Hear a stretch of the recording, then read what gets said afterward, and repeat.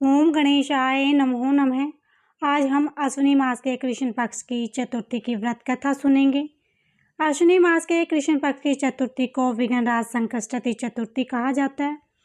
इस चतुर्थी का अपना एक विशेष महत्व बताया गया है। इस व्रत में भगवान श्री गणेश के विघ्नराज स्वरूप की पूजा की जाती है और कहा जाता है कि बिना कथा सुने इस व्रत का पूरा फल नहीं मिलता।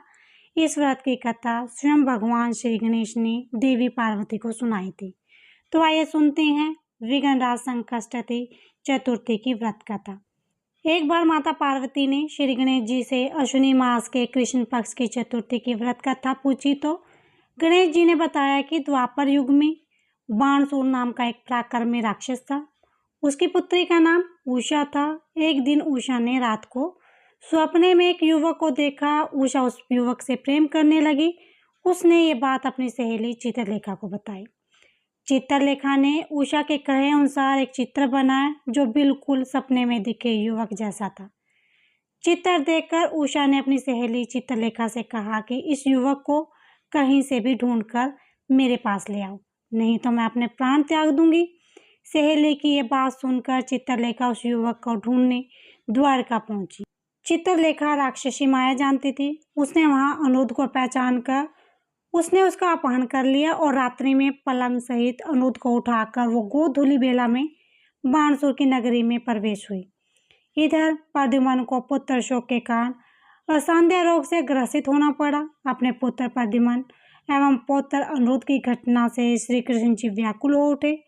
रुक्मिणी भी पौत्र के दुख में दुखी होकर बिलखने लगी और खिन्न मन से श्री कृष्ण जी से कहने लगी, हे नाथ, हमारे प्रिय पुत्र का किसी ने हरण कर लिया, अथवा वह अपनी इच्छा से भी कहीं गया है तो मैं आपके सामने शोगुल हूँ और अपने प्राण छोड़ दूंगी।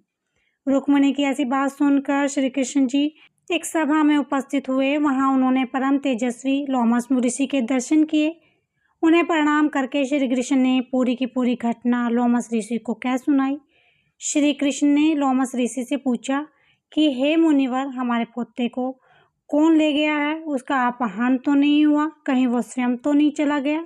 हमारे बुद्धिमान पुत्र का किसी ने अपहरण तो नहीं कर लिया? ये बात मैं नहीं जानता। उसकी माता पुत्र वियोग के कारण बहुत दुखी है। कृष्ण जी की बात सुनकर लोमस मुनि ने कहा, हे कृष्ण, बाणसूर की कन्या उषा की सहेली चित्रलेखा ने उसके पोते का अपहरण किया और उसे बाणासुर के महल में छिपा के रखा है और ये बात मुझे नारद जी से पता चली है। आप अश्विनी मास के कृष्ण पक्ष की चतुर्थी संकटा का अनुष्ठान कीजिए। इस व्रत के करने से आपका पोता अवश्य ही आ जाएगा। ऐसा कहकर मुनिवर वन में चले गए। श्री कृष्ण जी ने लोमस ऋषि के कथन के अनुसार व्रत किया और इस व्रत के प्रभाव से उन्होंने अपने शत्रु बाणासुर को पराजित कर दिया। इस भीषण युद्ध में शिव जी ने बाणासुर की बड़ी रक्षा की, फिर भी वह परास्त हुआ। भगवान श्री कृष्ण ने कुपित होकर बाणासुर की सहस्त्र भुजा को काट डाला। ऐसी सफलता मिलने का कारण व्रत का प्रभाव ही था। श्री गणेश जी को प्रसन्न करने तथा संपूर्ण विघ्न को दूर करने के लिए इस व्रत के समान कोई और व्रत नहीं।